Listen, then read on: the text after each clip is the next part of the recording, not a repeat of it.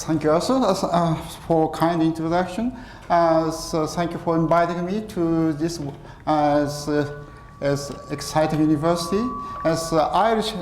Today's talk is the title is a new frontier of the material research. And in this talk, I will show material science is much more interesting than we expect always. I will show the three talk on the subject. Okay, my affiliation is Tokyo Tech. Tokyo Tech is oriented for the science and technology area.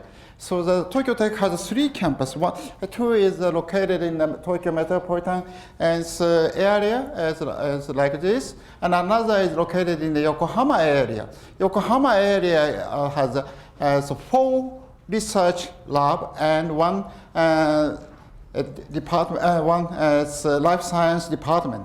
So this campus is oriented for research. As Frontier Research Lab and MSL are located on this campus.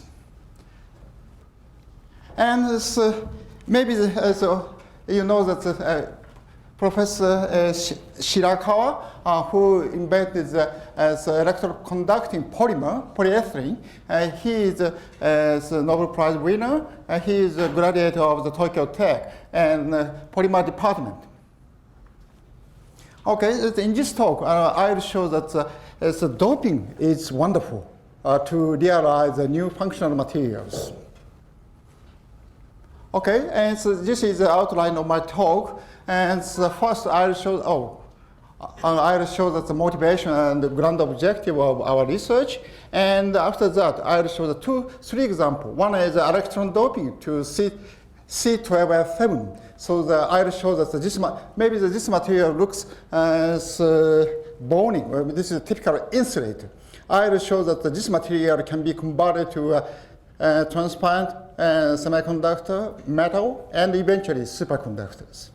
And the second is the most important for the practical application, is high performance thin film transistor to drive the next generation flat panel display. So this TFT is almost aggressive semiconductors. And performance of this TFT is one of the higher than that of the currently used amorphous hydrogenated silicon. So maybe within the next 10 years, this material will kick out the amorphous hydrogenated silicon in the display area. And the last one is we are now heavily involved ion pnictide superconductors. In a research area, research is almost changed from Bronze Age to Iron Age. So last week, 2 weeks ago, the largest conference on the superconductor was held at Tokyo M2S. So the major fraction of the paper are ions. The second is coppers. So nobody believes that the iron become superconductors. Iron is a magnetic element, so nobody believes that the iron, as people believe that the iron is the last element to emergence superconductivity, but now the iron pnictide is a mainstream for high temperature superconductors. And this last one is a perspective. So why? As we are sticking to the transparent oxide. So especially my background is ionic solid state chemistry. So especially as a build from the material, ceramics is a main field. So the classical ceramics are like glass, cement, or porcelain. So that these materials are composed of abundant elements like this. And we can easily dispose into the garbage, no problem. So the high compatibility with the environment and chemically and thermally stable. But nobody believes that this material can be a platform for active function materials such as semiconductors. So our challenge is to creates a new electroactive material based on abundant oxide. So that we call the element, ubiquitous element strategies. Okay, let me start by showing the feature of oxide in comparison with silicon. So the chemical bonding nature is from ionic, ionic, and it's covalent.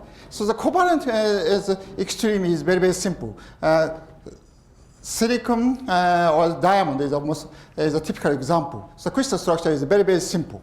And the tetrahedral structure like this. And when the opposite side is also simple, simple cross packing of the ions, like sodium chloride structure like this. But when covalent nature is added to the ionic nature, crystal structure becomes a little bit complex. So that we may expect the interesting structure like as nanopolar structure or the two-dimensional layer structure. If the electron is put into the cage, so that this material can be regarded as a quantum dot, three-dimensionally connected like this. So the coupled quantum dot. So the when this is layered structures, if these layers semiconductor with narrow gap and these insulator with a large band gap, so the electron is confined in this layer. So the inner kind of this material may be regarded as a two-dimensional electric structure are realized here. Okay? So our strategy is to extract the intrinsic properties by utilizing such a nanostructure embedded in intrinsic crystal structure of oxide. Okay? Okay, so this is a progress of in our research. I started as oxide semiconductor research from the 1993. And 1995, or not 1995, I proposed a material design concept of the high mobility amorphous oxide semiconductor. And the paper appeared in 1996. And at that time, as I presented as this paper on the amorphous semiconductor conference, no response. Okay, but after that, as we continued the research and we published a paper on high performance TFT using amorphous oxide semiconductors. This paper fired active research of the oxide TFT. And now amorphous oxide TFT is booming all over the world. And another the origin of our research is P-type semiconductors. N-type oxide semiconductor is not so rare. So, for example, the zinc oxide and the tin oxide are well-known N-type semiconductors, but no P-type semiconductors until 1970s. We published a paper on material design concept of the P-type transparent oxide semiconductor and typical example of the copper aluminum oxide. So at the time, we obtained the P-type and N-type. And after that, we fabricated the PN junction for UV LED 2000. And in the flow of the P-type oxide semiconductor, we discovered the superconductor of the iron in 2006. Okay. So let me start the first subject, C12S7. This is the history of the electroconductive materials. As you can see, that although so many insulators have been converted into electroconductor,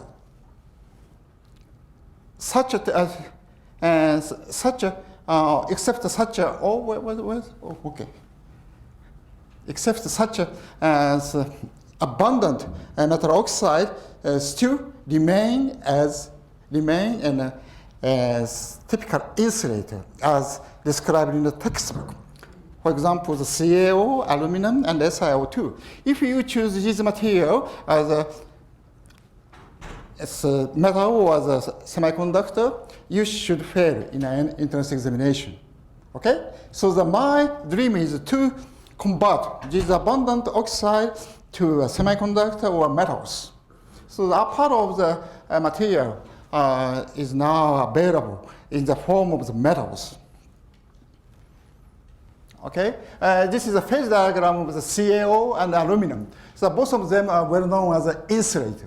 Okay, the CaO and aluminum. There are 5 crystalline phases. We focus on the C12S7. So the synthesis is very, very easy. A mixture of the calcium carbonate and aluminum and heat it up and in air to 1000 degrees C, you can obtain this material very easy. And this material is commercially used component of the aluminum cement. So it's very, very easy. Most of the people, ceramic people know this material, but nobody believes that this material can be converted into semiconductors. Okay, the crystal structure of the C12S7 is quite interesting. Okay, this is the cubic structures, and lattice and band gap is 7 eV, completely transparent. And there are 12 cages in a unit cell. Okay, very, very complex structure. And the chemical formula for the unit cell is like this. The cage structure, cage wall has a positive charge of the +4. To compensate this positive charge, 2 oxygen ions are distributed at the 2 out of 12 cages like this. So the occupation of the O minus in a cage is only 1/6. 5/6 is empty. Okay? And quite interesting, the size of the cage, the diameter of the cage is almost double of the diameter of the O minus ion. Okay? So the electron of the O minus is, how do you say, loosely bounded in the cage wall. So the crystallographer called this oxygen ion free oxygen ion. Free oxygen means that loosely bounded. We focus such a crystal structure. And someone feels that this crystal structure is like a C60, but totally different. Okay, C60 is conducted by van der Waals force. Okay, but this material is connected by sharing a monolayer oxide. Okay, so in a sense, C60 is like a Western-style cottage. C12S7 is like a Japanese-style inn. All the big room is connected separated by Japanese-style fusuma. Okay, so the electron pass through. Okay, but the ion cannot pass through. Okay, so this means the electron tunnel is possible. This structure. This is pretty important. Okay? This is a single crystal of the C12S7. So the single crystal growth of the C12S7 is not difficult by tuning the atmosphere. Oxygen is absolutely needed. Anyway, this is a C12S7 single crystal. And so at first, when the C12S7 single crystal is heated in hydrogen-containing atmosphere, so apparently nothing changed. Looks white, nothing changed. But when the hydrogen-treated C12S7 is exposed to the ultraviolet radiation, what happened? This one. So before irradiation, of course, the sample is insulated below 10 to the minus 10 at room temperature. When the sample was exposed to the UV radiation, so conductivity goes up over 10 order of magnitude. And the conductivity at room temperature is almost 1 or sometimes 10. Okay? And such a conductive state is persistent. That is to say, that when light illumination stops, such a conductive state remained forever. Okay? And this is the temperature dependence of the conductivities. And it's not linear like this, but almost linear as a function of T quartered. So that this means that the conduction mechanism is not a thermal hopping type mechanism. A simple Arrhenius behavior, but the variable length type hopping like this. And this is a photograph of the sample, transparent insulator and the transparent conductors. Okay, same sample. Okay, so what happens? So we found that when the sample was heated in the hydrogen atmosphere, H minus is incorporated, substituting O double minus ion, okay, H minus. So because it's a hydrogen is stabilized, H minus is stabilized by a positive charge of the cage.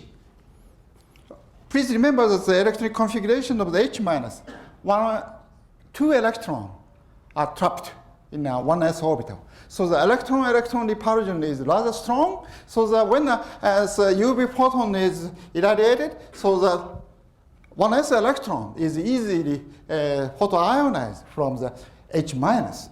So as a consequence, two electrons ionized from the H minus, and H minus converted to a H plus and combined with the remaining free oxygen ion to form a OH minus. OH minus is almost dead state. So the released electron move to the vacant cage and hop to the nearby vacant cages. As a consequence, we observe the electron conduction. Okay? So when such a conductive state is heated up to 300 degrees C, the reverse reaction occurs. So this reaction is totally reversible. Okay? So this result indicates that what is the role of H minus? H minus is just to provide an electron by stimulation of the UV photons. So this means that this crystal structure itself have an electron conductive pathway. Okay? The problem is how to dope an electron. So the H minus is just a photodonor, not essential, we thought. So we calculate the band structure of the C12F7. So the band structure is like this. So at first, please focus on these two, the valence band and conduction band. This is a very, very boring band structure. Framework oxygen contributes a lot. And vacant 5s orbital of calcium ion forming a cage wall is a dominant contributor. But please notice these two bands. So this band is a large, high dispersion.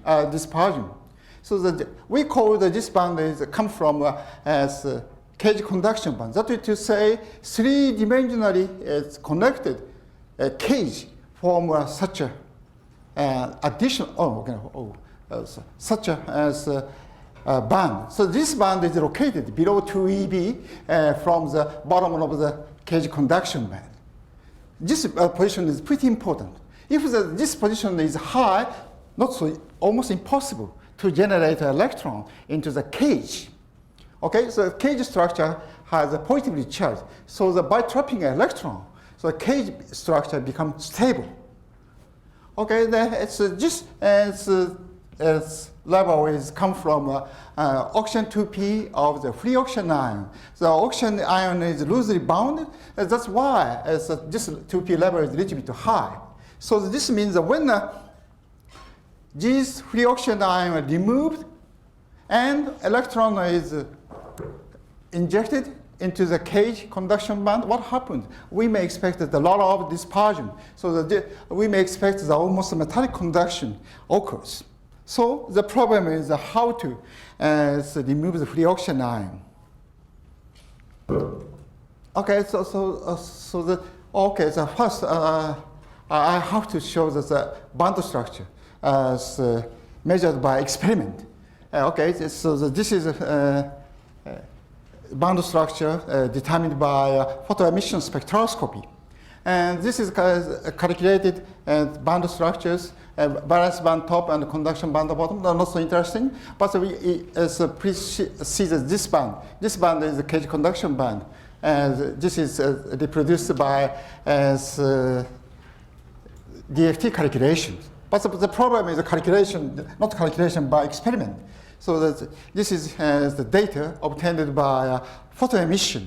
So the photoemission is pretty sensitive to the surface. So that we adapted the hard X-ray UPS as excitation source. So that this is the bulk sensitive, not so surface sensitive. So that we can get the reliable data.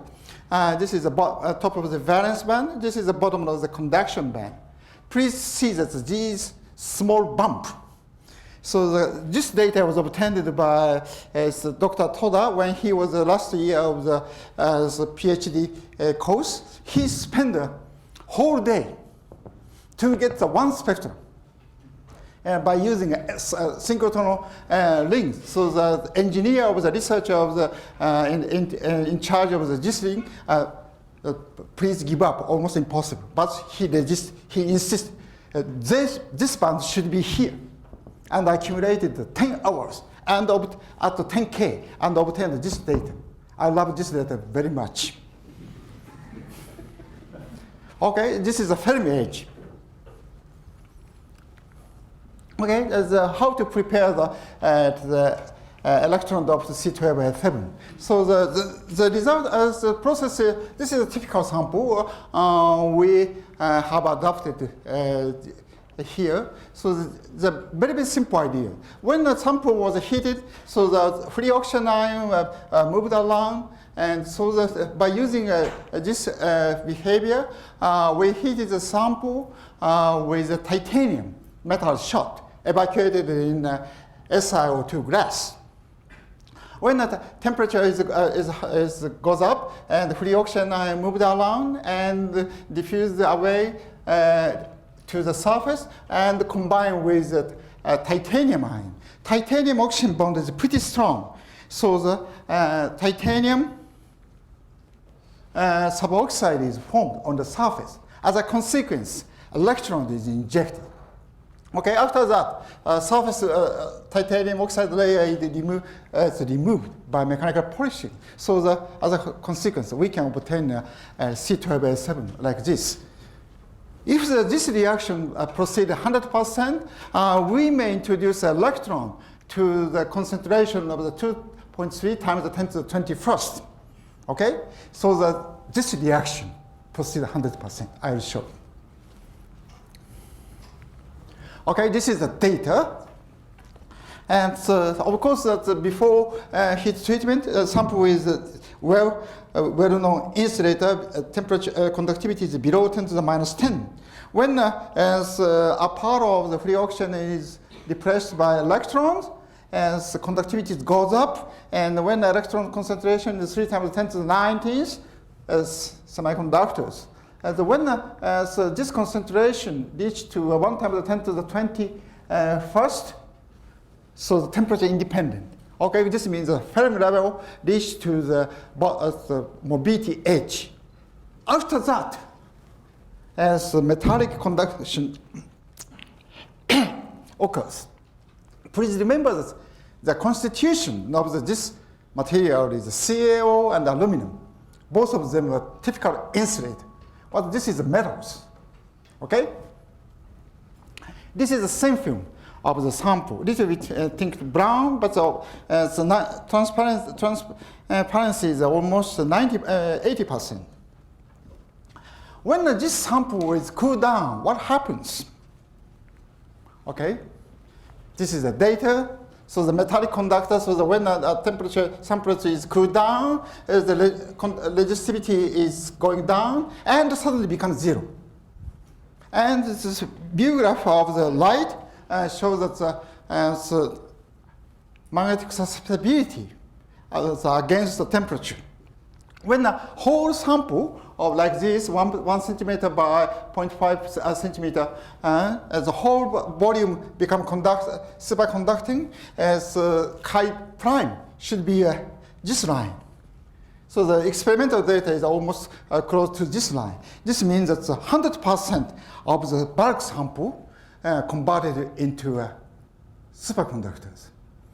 This is the evidence of the cement superconductors. Okay? This I'll show the quite interesting story. Okay, so this is the heat capacity. Heat capacity is almost the same as expected by the BCS theory. Okay, this is also the good verification of the sample is the box superconductors. Okay, so when almost 206, as Bob Carver of the Princeton University described a brief note in Nature. He introduced the history of the superconductors. So many variety of sample, including silicon, have been converted into superconductor. So at low temperature, superconductor is not so rare material. Okay, but he closed this article by showing this sentence. Okay. This is a real story. So please check the Nature this volume. Okay, so last year I sent an email. Last day of the 2008, last year, so many things happened. I wrote an email to Bob Carver, and we obtained the superconductors. Anyway, this is the news for you. So within 1 hour, I received the email from Bob. Absolutely, this is the correct superconductors. So I regret to describe such an article. Okay, but I have a family. I have to compensate the living expense, so it's impossible to retire. This is the real story. Okay, so the TC of this material is not so high, but please imagine this. Superconducting electron is a sphere, S electron.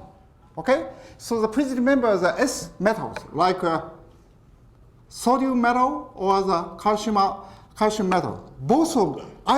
Neither of them exhibit a superconducting transition at ambient atom pressures.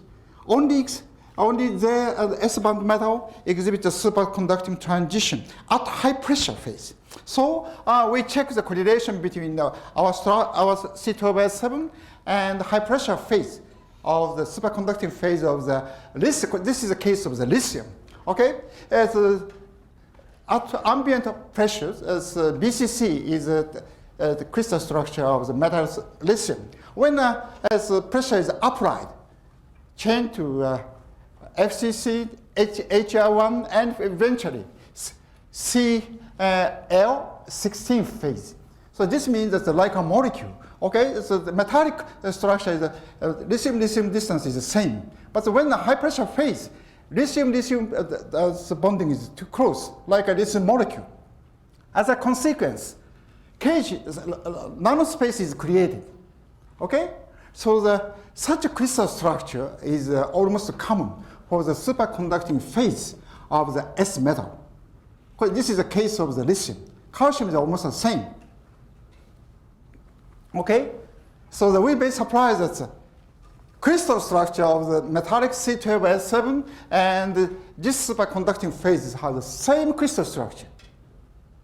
Okay, so the nanospace is a key to realize the superconductivity in S metals. Okay, and the people in Japan, the people say that the C12S7 metal is a good alternative for the so ITO. I don't think so. And so conductivity is no ITO is 1 order higher than that of the C12S7 metal. But the most unique feature of the C12S7 metal is a low work function. Work function means that the energy to extract the inside of the bulk to the vacuum level. Almost as ionization tendency you learn in high school. So the aluminum is 4.2, and the magnesium is 3.6, or maybe like this. So the C12S7 work function is almost close to the metal potassium. Low work function metal is chemically very active. Okay, if you touch the metal potassium by hand, what happens? Okay, chemically unstable, too reactive. But we can touch by hand to the C12S7 metal. Pretty chemically stable. And the melting temperature of this material is 1200 degrees C, very, very thermally stable. What happens such a thing? Okay, this is a band structure of the C12S7. So this is a cage structure of the C12S7 built from electron. The electron is coordinated, an octahedral coordinated by 6 calcium ion. So this situation is almost the same as an electron trapped at the oxygen vacancy in a CaO crystal. Built from the electron, this electron is coordinated by 6 calcium ion. And the band structure is the same. This is vacuum level is the same, and as the conduction band bottom is here, and valence band maximum is here. So both materials the same as band structures, except the cage conduction band. Okay, so the electron level in a CaO is here.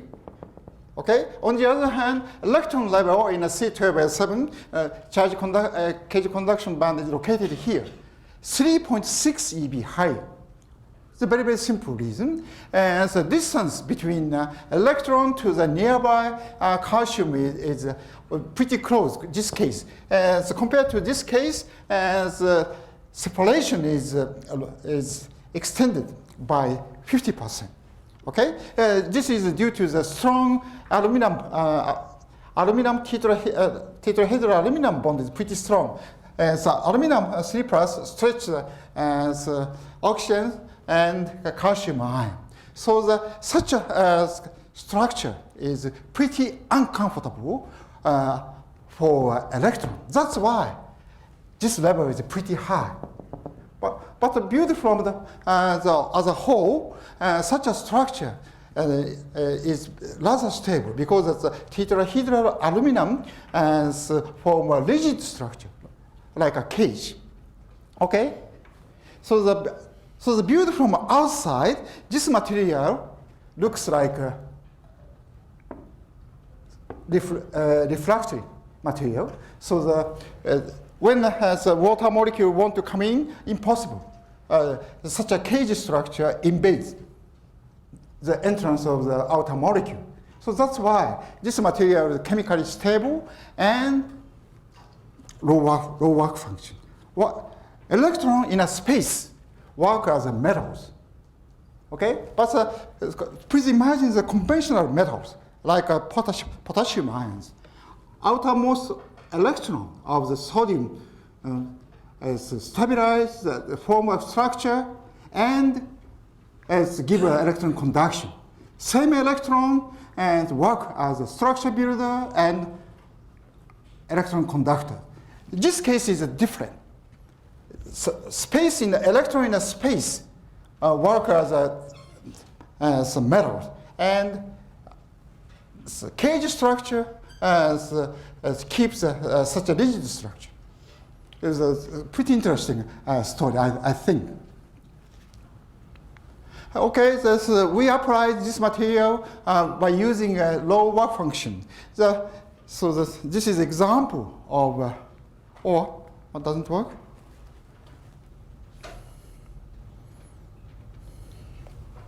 Okay, this is a demonstration of the electron emission from the sample. Okay, the sample is mechanically polished and apply a voltage and hits the phosphor pasted on the opposite side of the electrode. What happens? Okay, electron is coming in just by applying a DC voltage. So the sample is mechanically polished. Okay, very, very terrible thing. The professor very surprised to hear why such an electron easily come out. This is exceptionally low work function.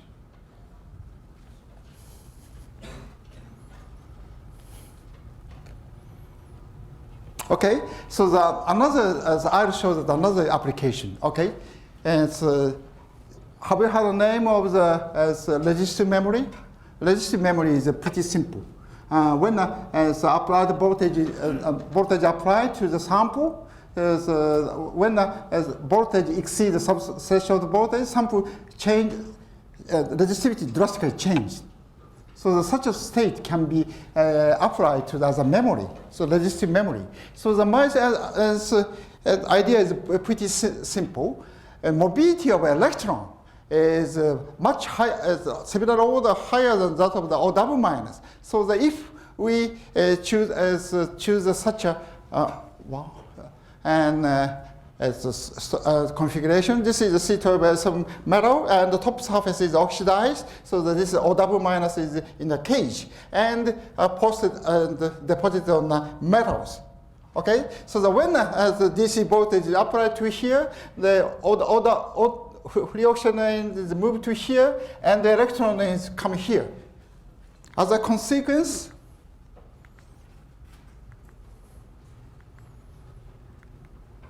this state is electroconductive state, low resistive state. Okay, so that when the voltage is applied, switched from the high resistive state, low resistive state. So an opposite. This is like this. When the voltage is applied, so the suddenly change from the low resistive state, a high resistive state to low resistive state. This is a memory, pretty good.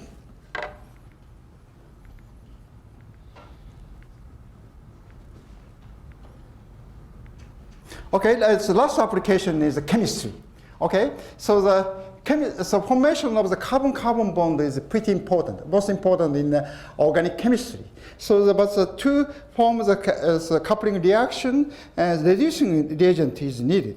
So in organic chemistry, and so much amount of the solvent is used. But if we use the water as a solvent, and as green process is possible. The problem is the activity of the reducing agent in a water solvent. So for example, the metal sodium or the rare earth metal, when such a metal is dissolved in the water, what happens? Such a metal easily decomposes the water into hydrogen and oxygen. So that doesn't work as a chemically as a reducing reagent. So we apply the C12S7 in the chemical reaction, a CC bond formation, and like this, and aldehyde coupled, this is ketone, and coupled to each other to form a CC bond, and with two OH group. So that we introduce, we examined this reaction. So that to our surprise, that's a reaction occurred when the solvent containing water. Okay? If the solvent does not contain water, reaction doesn't proceed. So the most simple way is like this. When C12S7 metal is dissolved in the water, and the electron cage is dissolved, and the electron is come out from cage to the water. As a consequence, this reaction occurs. But this looks reasonable, but no. Okay, we have calculated some dynamics. C12S7 is here, electron of the C12S7 is here, oxygen is here. The formation energy of the C12S7 is is much stable than formation of the water molecule. So that if the thermodynamics is correct, C12S7 metal also decompose the water into hydrogen and oxygen. Nothing special, okay? But to check this thermodynamics, we did such a experiment, okay? This is a photograph. This is the experiment I did. So this is at first C12S7 metal, and when the water is added, so that in a few minutes, a lot of gas molecule come out. This is due to the hydrogen evolution. Okay, so the thermodynamics is correct. But so we did it a different way. So the first C12S metal is added, and the next aldehyde is dropped. And eventually water was added. Nothing happened. What happens? Nothing happens. Okay? This means that the aldehyde selectively adsorbs on the surface of the C12S7. Although after, or maybe after 1 week, such a black state still remains. So this means that this is a schematic view. So when the C12S7 and aldehyde are mixed in the presence of the water, the aldehyde molecule selectively adsorbs on the surface of the C12S7. And the direct coupling is possible. The electron is moved from here to here. And after that, OH minus 2OH is formed, so the reacted product is removed from here, water phase. So this is almost a unique feature of the C12S7. So the cement material already like this. Cement material produce a gel layer. So the gel layer work a very, very important role in the chemical reaction. Okay, so the C12S7 is a metal, lower function metal, so that can be used as a electron emitter and how to say it's a memory and chemical reducing reagent. So a lot of applications are now possible. Okay, almost time. So the next subject is C12, amorphous oxide semiconductors. This is the history of the amorphous semiconductors. When I was high school, junior high school, photocopy appeared. So the photosensitive material used here was amorphous selenium. And 1953, oxide-based semiconductor appeared. This is Nature by Sheffield University. And chalcogenide, and now chalcogenide is used as active layer of DVD. But the most striking invention of the amorphous semiconductor is, of course, the invention of the hydrogenated amorphous silicon. 1975 by Spear and Lucomber in Dundee University in the UK. So the amorphous silicon is the first material which can control the polarity, N-type and P-type. And after that, as liquid crystal display appeared, so each pixel of the liquid crystal display is switched by thin film transistor or amorphous hydrogenated silicon. So the invention of the amorphous hydrogenated silicon created a huge market of the giant microelectronics. Giant means that large sized circuit fabricated on the glass substrate. Okay, huge market. So that now the people concentrating on the new electronics called flexible electronics. Flexible electronics means that TFTs, TFT fabricated on the plastics. So what's the difference? So temperature is different. This is a room temperature room temperature process. This is a high temperature process. Glass substrate and polymer substrate. So the many people think that the organic as a molecule semiconductor is much better. But I think that still inorganic is much better. This is my policy.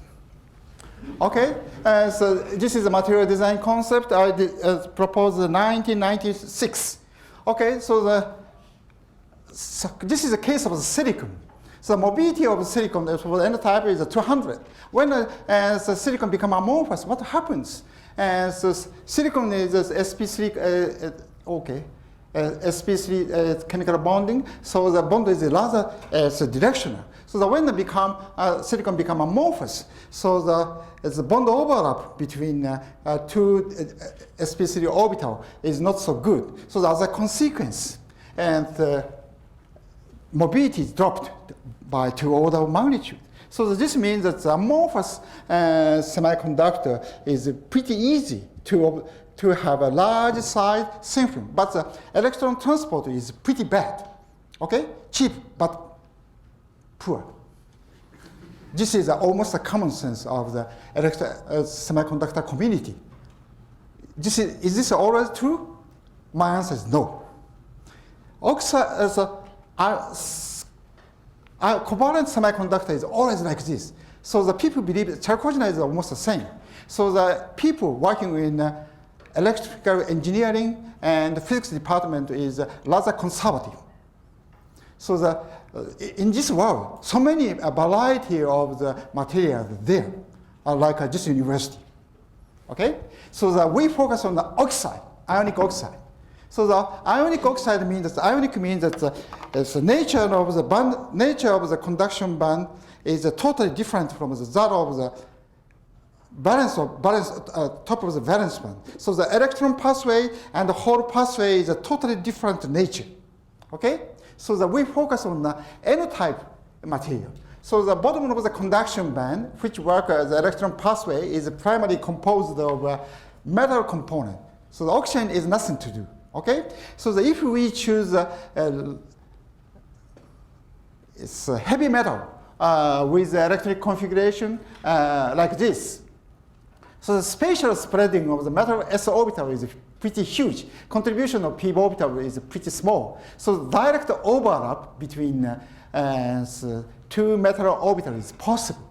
Okay, so this is like a string composed of the metal ball. Okay, so the conductivity doesn't change in a stretched state and folded state. Okay, if we choose such a material, so almost the same electromobility should be obtained. This is my idea. Okay, so the amorphous doesn't change. This is a stretch. Crystal is like a stretched state. This is a folded state. So the conductivity should be different so much. So this is a simple idea. According to this model, we examine the material. Okay, so this is the history of the amorphous oxide semiconductor we concentrated. So the 1995, I proposed a material design concept in the amorphous semiconductor conference, which was held at the Kobe. And this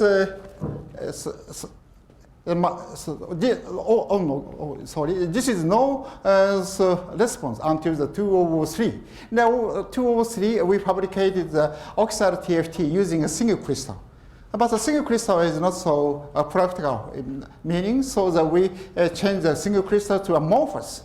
And this paper appeared in 27th of the November of the 2004. So after that, the situation drastically changed. So so many papers appeared following our research. And the most driving force of this area is the fabrication by display company.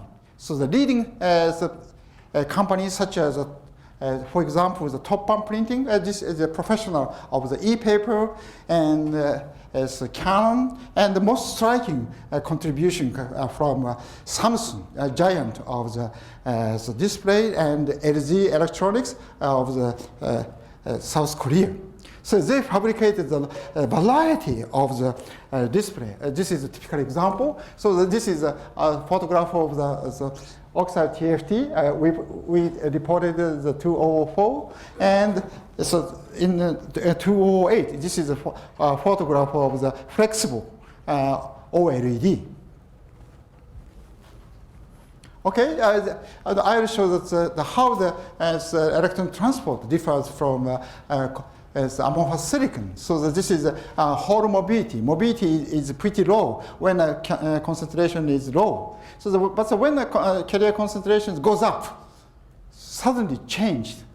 So when the carrier concentration is high, mobility is high. So please remember the case of the crystalline silicon. Crystalline silicon is when the carrier concentration is high, low, the mobility is low. Now, with increasing impurities, the mobility is rapidly dropped due to the impurity scattering. This is totally wrong, totally different. Okay, and this is a Hall mobility as a function of the temperature. And when the carrier concentration is low, so the summary is activated type. When the carrier concentration exceeds 2 times 10 to the 18th, so it's almost constant. Okay, this is the first material which exhibits its metallic conduction. This means that the Fermi level exceeds the mobility gap. So such a situation was impossible in conventional amorphous semiconductors. That's why so this material exhibits the large mobilities. Okay, large mobility means that the band conduction occurs. In amorphous hydrogenated silicon, band conduction doesn't occur due to the tremendous amount of the defect state.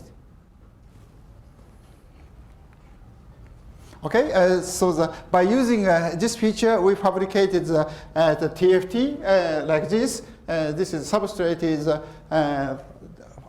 polyethylene, maybe. It's flexible, okay? And this is the TFT as performance, field very, very sharp. So the field effect mobility is 12. So the amorphous silicon case is 1. So the 1 order different. And this is the room temperature deposition just by sputtering, okay? By using such a very, very simple deposition process, we can get the 1 order higher as the mobility. And this is the data obtained by Canon. And the field of effect mobility is pretty large. And dispersion is pretty small. So each pixel works as almost homogeneous.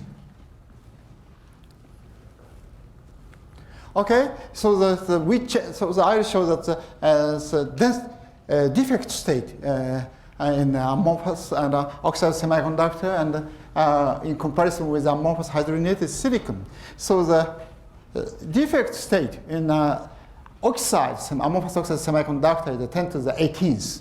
Okay, please, this is the data of the amorphous hydrogenated silicon, 10 to the 21st, 3 order different.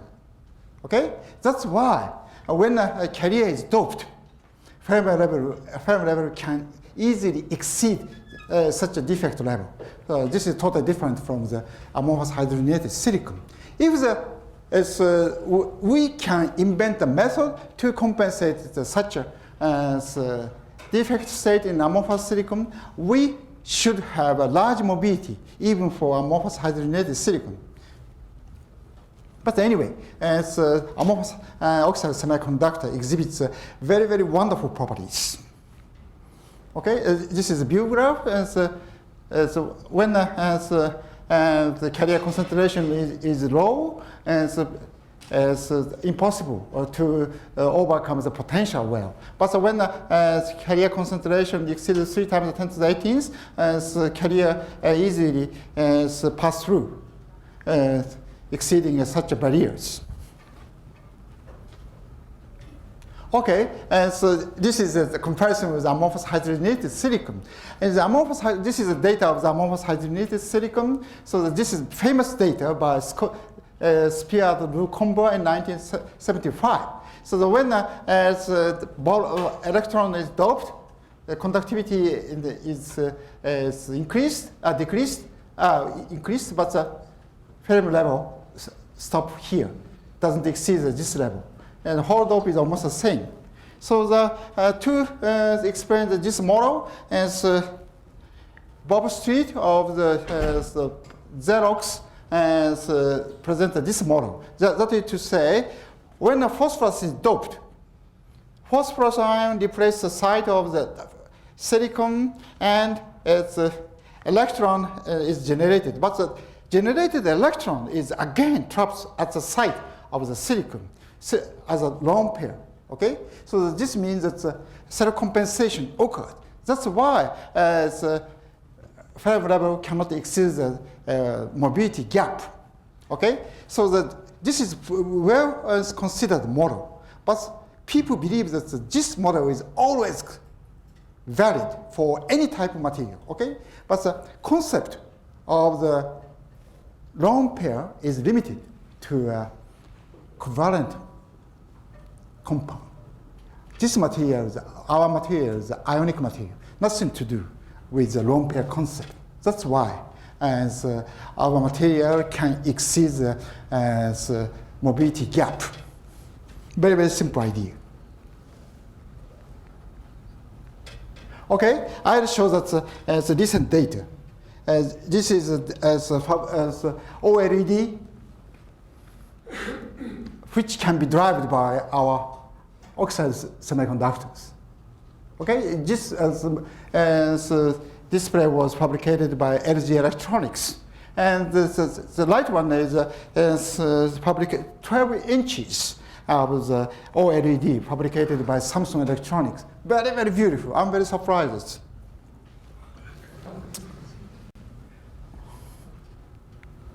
Okay, so at first, our target was to apply our material as a backplane of the OLED.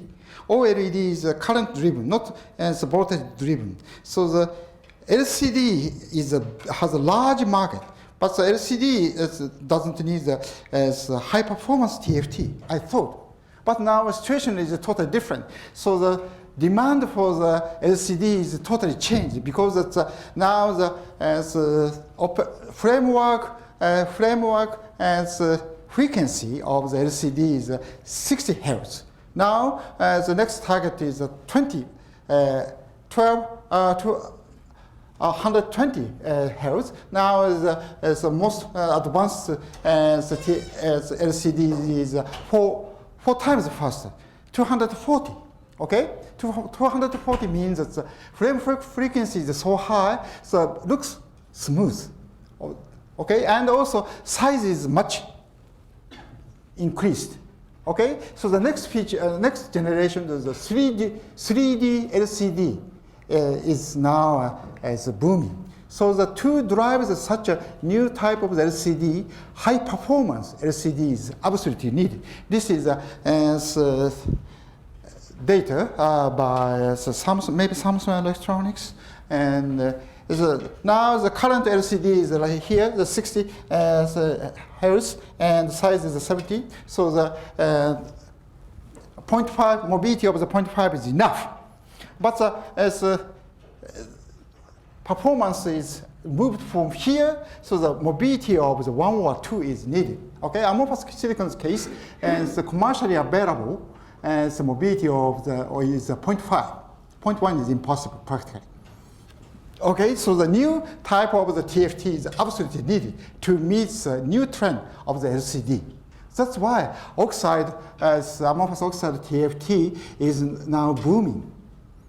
We're very surprised. This is not our planned. This is totally beyond our imagination. Okay. Okay, this is a device as reported so far by using our oxide TFT.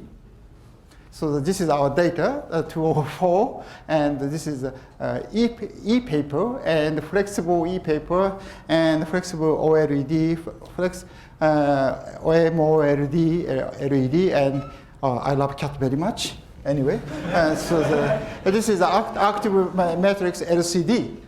Okay, so the active matrix LCD is now age of the new as semiconductor, new as TFT. I don't know. That's as the next 5 years is pretty important. I don't know. But anyway, the last subject is ion-based superconductors. Okay, so almost 1 hour passed. Can you give me the more? 15 minutes. 15 minutes is enough. Okay. Nobody's leaving. Okay. Okay. Okay. This is the history of the superconductors. Okay. So do you know who discovered superconductivity? Cameron Olmers of the Leiden University, Dutch, discovered the superconductivity. So when he measured the electrical resistivity on mercury, 1911s. Okay, 1911s. After that, TC is gradually increased. Okay, until as 1986. 27 is the maximum. Okay, so the people call the sealing of the BCS. Okay, so the many theoretical people propose a model why is 228 is the limit of the superconductivities. Okay, but after that, suddenly 1986, and Bernoulli and Müller of the IBM Zurich discovered cuprate copper oxide based superconductors. Okay, after that.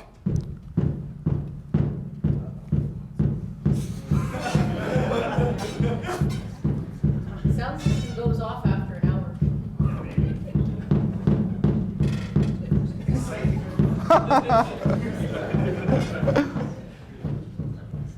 Okay.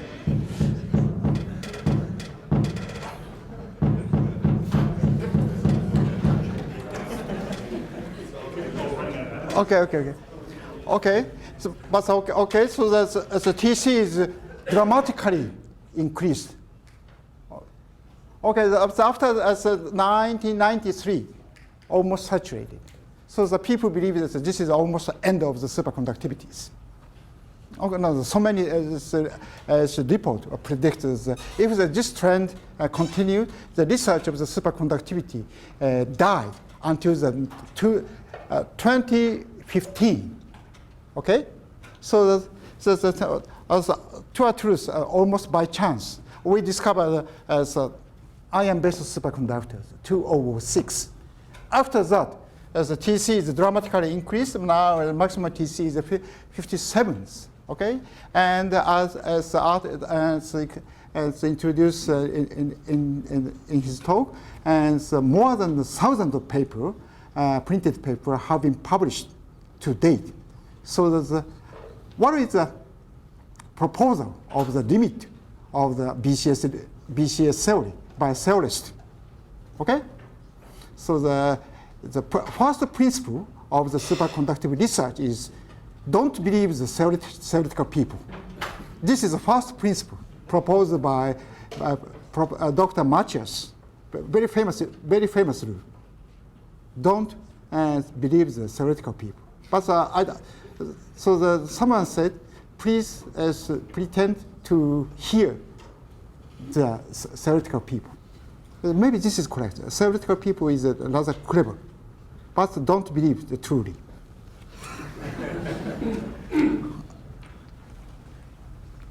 Okay, this is a property as a comparison as among the three typical superconductors: ion-based superconductors, and as metallic superconductors, and cuprate.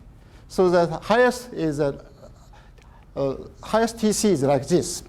The cuprate is the best, but the maximum TC is like this. But the ion-based superconductor is quite interesting. Is pretty strong to the high magnetic field. So superconductivity disappeared when high applied field is applied. High field, magnetic field applied. Also, the critical magnetic field is called Hc2. So this is pretty high.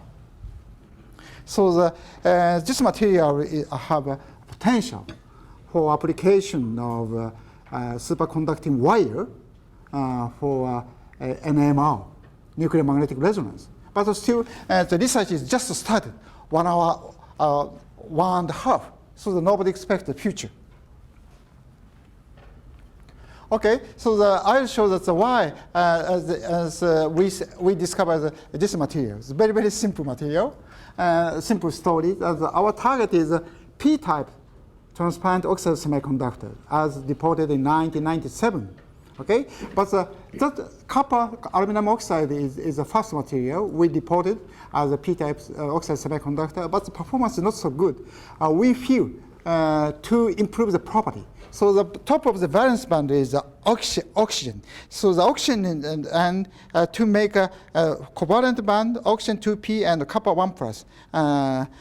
This is good, we thought in 1997. But now the overlap is not so good. To have a large overlap, we introduce chalcogenide in place of the oxygen. But 3EB is absolutely needed to keep transparency. So we selected the two-dimensional material like this. This is a layer of the copper sulfide, and the copper is 1 plus ion. Okay, so the net charge is double minus. To compensate the discharge, we adopted the lanthanum oxygen layers with +2 plus charge. So the minus charge and the plus charge layer are the alternative stacked along this direction. Okay, when lanthanum is replaced by two divalent cation, the hole is injected. But due to the band offset, the hole is moved from here to here. Impurity is here, the hole is located here. So that we can avoid the hole impurity scattering. So that we may expect a large mobility. Okay, as a consequence, first we fabricated a good quality thin film, and we obtained the room temperature stable exciton and P-type conduction, and eventually we fabricated the blue LED. Well, this research is successful. Our next target is to realize magnetic semiconductors. So the copper 1 plus is a non-magnetic ion, 3 closed structures. We need as open shell structures. So that we need a divalent cation, such as Fe2 plus or manganese 2 plus. So that we replace copper 1 plus ion with divalent transition metal cation, so that we have to change the chalcogenide ion with 2 minus with nictide ion with -3 ion. So that we check the crystal structure, material, by within the framework of this crystal structure. We found that so many materials are already reported. So we synthesized these materials. Okay, so from manganese to zinc, we synthesize lanthanum as transition metal chalcogenide, nictide. So this is the result. Manganese is a semiconductor, and the antiferromagnetic semiconductor. Iron is a superconductor. As cobalt is a metal, ferromagnetic metal, and nickel is a superconductor, and zinc is of course a semiconductor. So please see that when number of the 3D electron of the transition metal cation are even, superconductor transition is observed. Okay, so the copper, iron, cobalt, and nickel is well known as ferromagnetic metals. Okay, but 2 of 3 are superconductors. Okay, so in a chemist, as property of the element is totally different from the compound. This is a kind of the common sense for the chemist, but physicists is not so common. That's why physicists are excited to this material. So for me, the superconducting cement is much exciting. Okay, anyway, but very simple reason. Okay, so this is also quite interesting. Okay, this is a comparison between phosphorus state and arsenic state. The phosphorus state is without doping. When the samples cool down, superconductivity observed. So we replace the phosphorus ion by arsenic. So the arsenic case, when the temperature go down and like this. At first, student in charge of this material thought this is due to the superconducting transition. Okay, pretty high. If this is true, this is the highest TC. Okay, so but eventually this is not a TC. This is a magnetic transition. And so we doped the electron carrier by replacing oxygen with fluorine. So when the fluorine is doped, this transition disappears and superconductivity come out. Okay, so the electron doping is very essential. Okay, as non-doped state we call the parent material. Parent material is not a superconductor. Okay, this is a parent material superconductor, but TC is low. This is as parent material is not superconductor, but when the carrier is doped, that's a high TC. Okay, this is almost please imagine the case of the cuprate. The parent material of the cuprate is insulator, not insulator. When the hole is doped, superconductivity come out pretty close. Oh, this is almost the same. Okay, I'll skip. Okay, like this. Phase diagram is like this. So when electron, the parent material is antiferromagnetic metals. Cuprate is an antiferromagnetic insulator. This is metal. This is totally different. But the antiferromagnetic state is the same. But when carrier, this is a case of the electron. Electron is doped, and so antiferromagnetic phase disappear, and at this boundary, superconductivity goes up. Sometimes, like this. So the superconducting state and the antiferromagnetic state looks coexistent. So this is not a true coexistence. I'll show the data. This is almost the same. That's a no oxygen, this layer. And 111 is almost the same. 111 is a cation layer is almost no. So almost no. And this is the electronic structure of the this material. So the Fermi level is here. The Fermi level is dominated by 3D iron electron. So this is a superconductor of the iron, absolutely.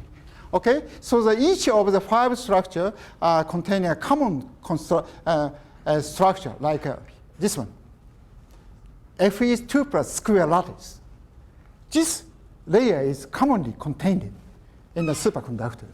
Okay, the very, very simple structure.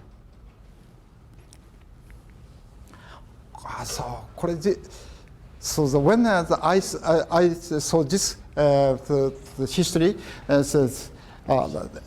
various events I remember. So it's not so good. So anyway, so this is the progress of the iron-based superconductor. The date of abscissa is the paper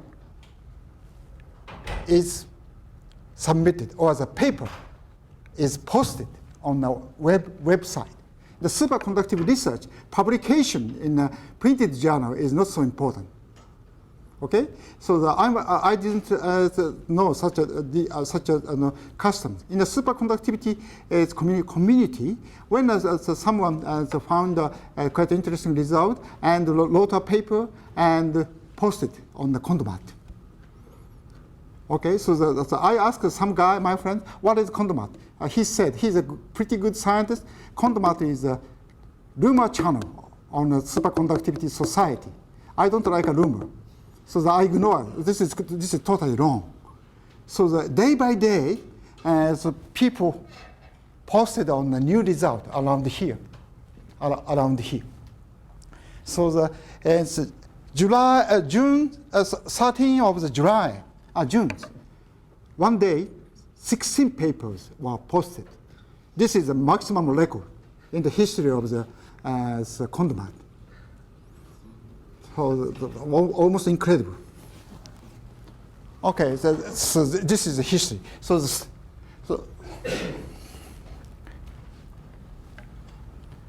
Okay, no. Okay, I skip the anyway. Okay. I still believe iron is hot. So there's so many chances in front of us. So okay, please remember that 2 years ago, nobody believed that the iron-based superconductor become a good candidate of the high temperature superconductors, including us.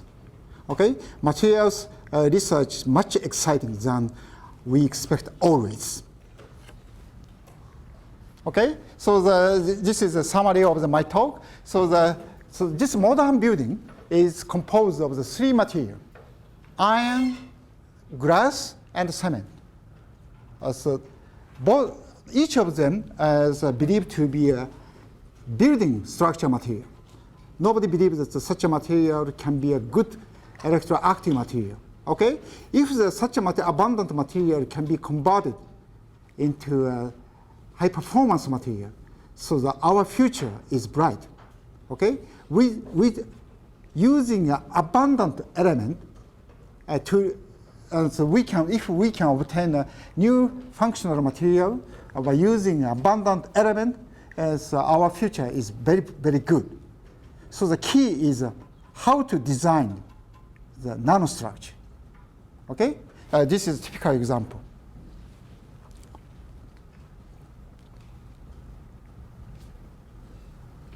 Okay, this is the last view graph. So this is a world map. This is very, very familiar for Japanese because Japan is located here. This is a world map. This is Eurasia continent, and Europe is here. Europe is here, and the United States is here.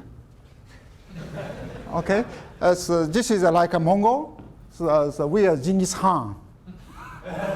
We started from Mongol and cultivated the frontier, and Japan, Korea is a small country, we ignore us, and proceeded to here, and we arrived at Vietnam, so we found a good application of as a flexible display, and after when we arrived here, we found a totally new phenomenon, that is calcium and aluminate can be converted into metals. So the C12S7 metal, discovery of the C12S7 metal is like a discovery of Australia.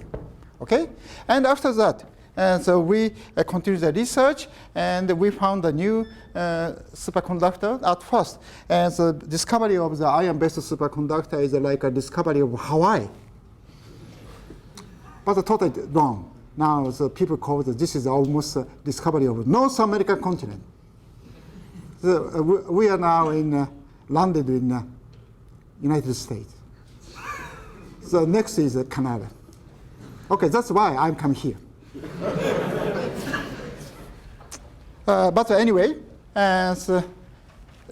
material research is always exciting than we expected. Thank you very much.